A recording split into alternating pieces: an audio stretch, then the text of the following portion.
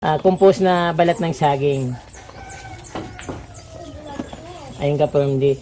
Pag lalagyan ng tubig, after mahiwa, lalagyan ng tubig. Ayun, hanggang sa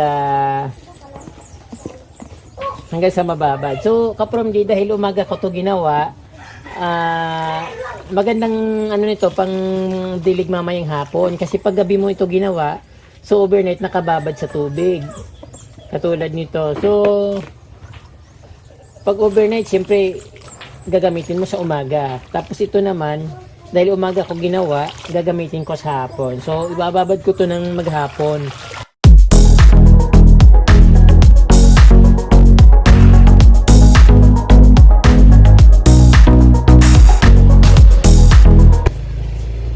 Magandang araw sa inyo mga kaprondi. Tuturuan ko kayo gumawa ng organic fertilizer.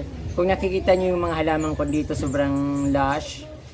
Pero hindi po gumagamit ng fertilizer na nabibili sa market katulad ng urea.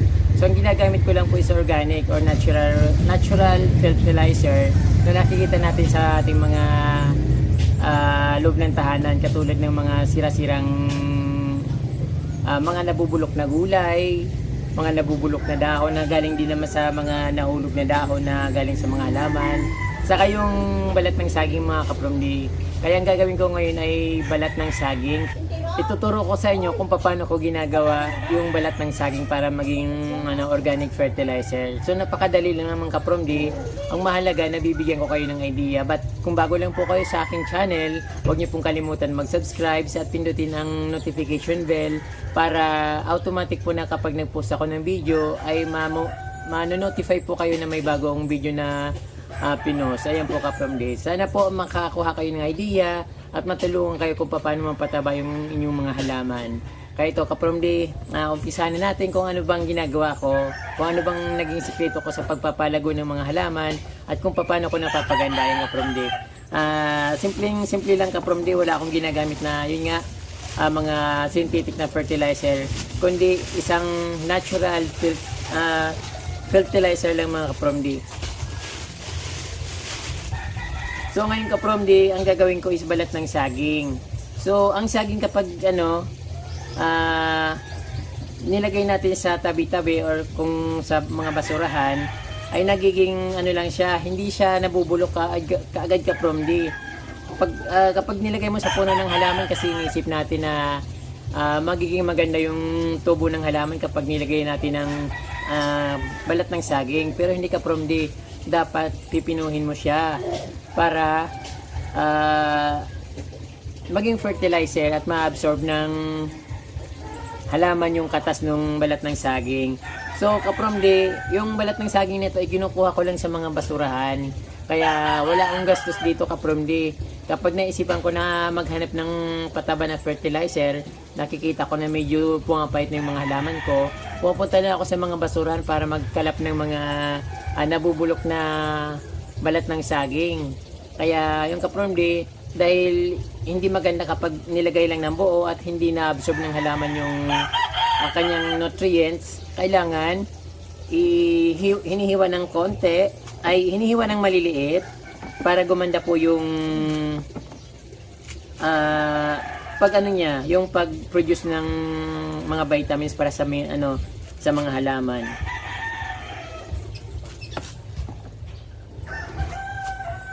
So ayun kapromdi, ang gagawin ko lang dito ay hiwa-hiwain ko ng maliliit, din lalagyan ko ng tubig para yung katas niya mapunta sa tubig. So yung tubig ang ilalagay, ibubuhos ko dun sa puno ng halaman para maging fertilizer siya.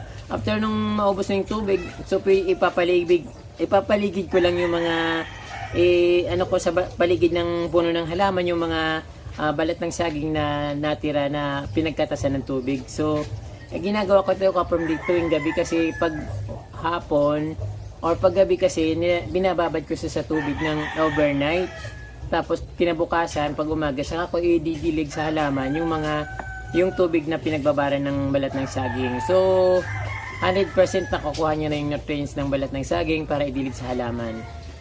Ayun, ganito lang kapromdi maghiwa. Dapat maliliit lang para mas madaling makatas or ma-absorb yung or mas madaling mapunta sa tubig yung mga nutrients ng balat ng saging.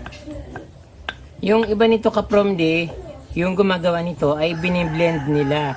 So mas maganda yung naka-blend kasi mas pinong-pino. So pwede mo siyang ibuhos ng diretso sa puno ng halaman. But kailangan pa rin ng lagyan ng tubig kasi kung ganito lang pure na ilalagay mong ganito, so useless din kasi hindi naman kagad siya kumakalat saka madaling matuyo. Mas maganda kung may tubig dahil na-absorb ka agad ng halaman or ng mga agat ng halaman yung nutrients na nakukuha dito sa balat ng saging.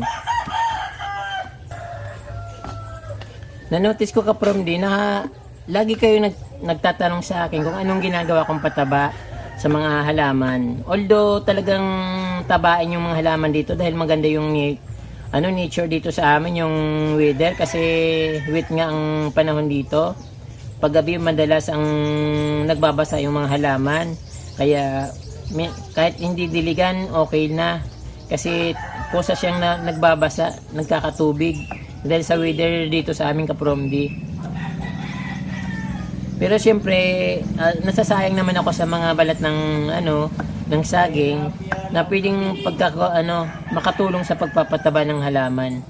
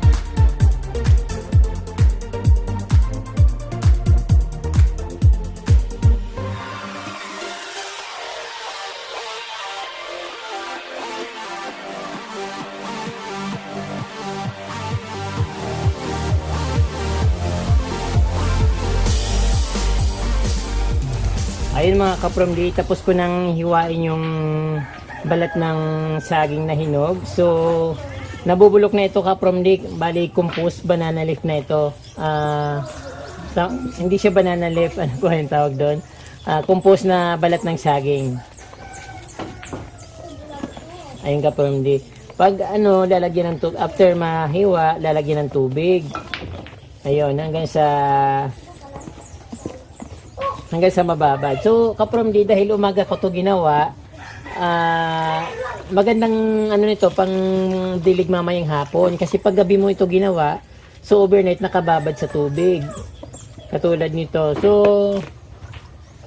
pag overnight, siyempre, gagamitin mo sa umaga. Tapos ito naman, dahil umaga ko ginawa, gagamitin ko sa hapon. So, ibababad ko to ng maghapon.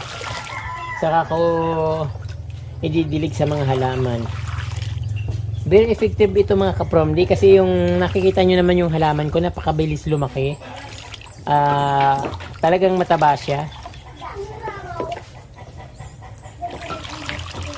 So itatabi ko to sa isang tabi, then ready to after mga 8 hours, pagbandang mga hapon na alas 4, alas 5, so pwede ko na siyang idilig sa mga halaman. So, ito na kapromdi dahil may ginawa na ako kagabi, ito naka-ready na siya at ready to ready to dilig na sa halaman. At iyon, dahil na-compose na yung niya mga balat ng saging, so pwede na siyang pangdilig. Ito para lang siyang pagkain ng baboy na ilalagay mo sa halaman. But kapromdi, pure po ito na balat ng saging. Wala pong hinalo na kahit na para maging another fertilizer. So, pure po ito na organic kapromdi. So, ang una kong lalagyan yung aking melaloni na binigay sa akin ni Mr. Yusman. Ay, hindi ko pa rin nakalimutan si Mr. Yusman kasi napakabuti niya sa akin.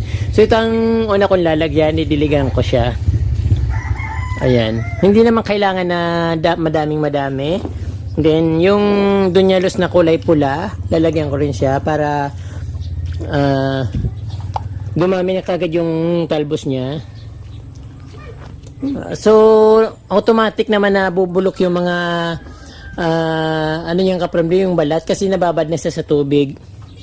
So okay na siyang pangdilig. Ayan po, dagdagan ko ito. So didiligan ko rin dito yung mga mabagal lumaki kasi nainip akong lumaki ito. Tapos itong ring of fire, medyo nasunog yung dahon niya kasi nainitan. Hindi ko alam na hindi pala pwede sa initong ring of fire. So yung may talbos na lumalabas yun, didiligan ko siya ng banana. Banana compost na ginawa kong fertilizer. Saka itong ayun. So ito, ano naman ito, Philodendron lemon lime. So maganda naman ito nung nasa maliit na paso tapos nilipat ko sa malaking paso. Ito nangyari, nabulok siya. Ang dami kong alaga kapramdi kaya marami kong didiligan. So hindi naman kailangan na basang-basa yung lupa na puro banana left. Ay banana compost na balat. Kasi once na ma-absorb naman nila yun, okay na. Absorb. So lalagyan ko yung muna ika kasi parang pumapayat. Ayan.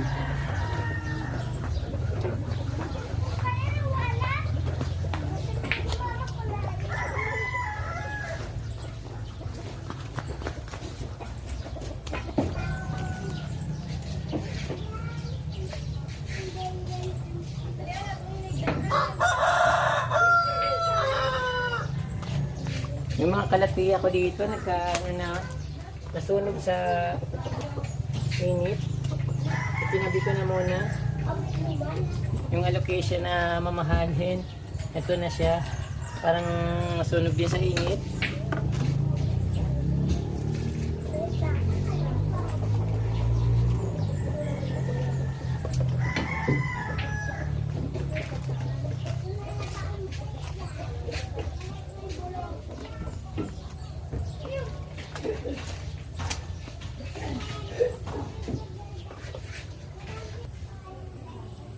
So ayan po mga kapromdi, tapos na po yung aking ginawang organic fertilizer na balat ng saging na bulok. So ayan po, naidilig ko na.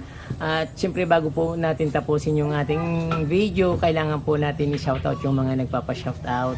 Shoutout po to Abuel family, Mr. Dom Abuel, Mrs. Lilian Abuel and kids, Christopher and Kat of San Francisco, California, USA. Shout out na rin po kay Ma'am Jean Mendoza of Makati City at Manay Lilit of Makati City po. Manay Lilit of Makati City. Shout out po to Pastor Romy of Valenzuela City. Banila ako. Risa Bisa of Busuran, Sablayan Occidental, Mindoro. Ami Cabral Albede of Cabanatuan City, Nueva Ecija. Monique Mented, Lilian Bulano of Binsons, Camarines Norte, Rene Minay of Montalban, Rizal, Buhay France Vlogs, Rose Ann Paranyal of Novaliches, Quezon City, NK TV Vlog. Shout out din po kay Josephine Ladiao of Puerto Princesa City, Evangeline Di Guzman of San Antonio, Nueva Ecija, Asbiti Daria of Binangonan, Rizal, Lina Malabay Marcelo or Lina Malabag Marcelo, Efrineda Mabituin of Tracy Martires Cavite, Tracy Martires City, Marily Hildo of Bayugan, Agusan Sur, Certified Vlog. Shoutout din po kay Mrs. Diamonds of Quirino Province, BK Sarmiento, Bulacan, Maribit Patungan, Crisabel Sitchon in Gloria Sitchon. Shoutout din po kay Luz Mofit. Shoutout din po to Mamaril family, Toledan family, in Alcantara family, from Pasong Tamo, Tandang Sora, Quezon City. Ayun po ka-from D, sana po na-enjoy yung pag-watch ng video at nakakuha po kayo ng idea. Marami po salamat sa inyong panunod at huwag niyo po kalimutan mag-subscribe sa aking video at napakarami ko pang video na ipopost para may makuha po kayo ng idea sa paghahalaman. At hindi lang po sa paghahalaman yung mga vlog ko. Pwede rin po, mayroon din po mga sa mga travel and kung saan saan pong pasyalan na pupuntahan ko. Yan po ka-from D, marami pong salamat. Mabalos po.